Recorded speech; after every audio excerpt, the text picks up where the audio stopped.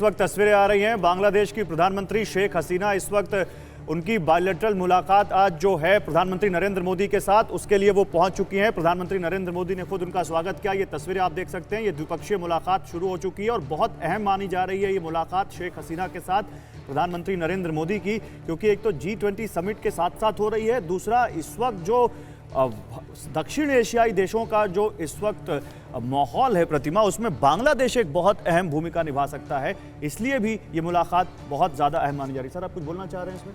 नहीं, मुझे लगता है कि इससे हमको, मेरी निगाह में मुलाकात बाइडेन साहब के बाद अगर है तो वो बांग्लादेश वाली है। उसके दो कारण हैं। यदि आप देखें तो इंडोनेशिया में सबसे अधिक घनत्व मुसलमान आबादी का विश्व भर में है, और उसके बाद बांग्लादेश और भारत को अगर आप साथ कर लें तो वो इंडोनेशिया से भी ज़्यादा संख्या हो जाती है, पाकिस्तान से भी ज़्यादा संख्या हो जाती है।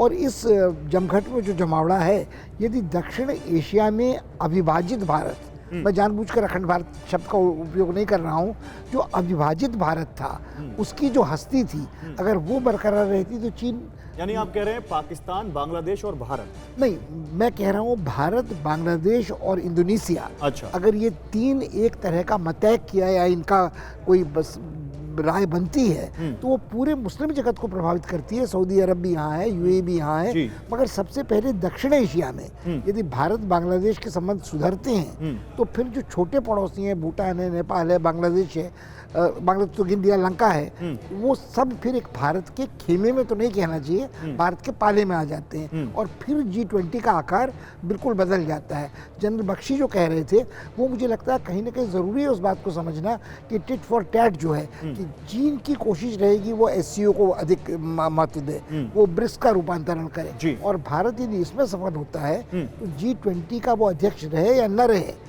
ये सारे देश भारत के साथ होंगे। ठीक है, बहुत महत्वपूर्ण बात आप कह रहे हैं। सर, आप बात कर लेते हैं चीन के एक और प्रपंच की। चीन से कई संकट हैं, जिनमें एक संकट सीमा विवाद भी है।